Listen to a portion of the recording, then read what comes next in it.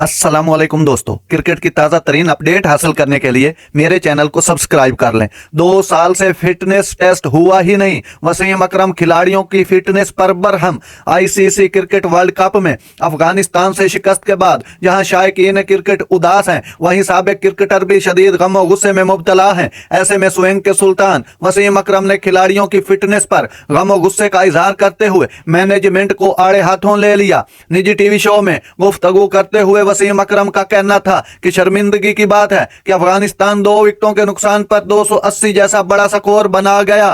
वसीम अकरम ने बरहमी का इजहार करते हुए कहा कि हमारे खिलाड़ियों का फिटनेस लेवल देखें, हम कई हफ्तों से टीवी स्क्रीन पर चीखें मार रहे हैं। 2 साल से खिलाड़ियों का फिटनेस टेस्ट नहीं हुआ।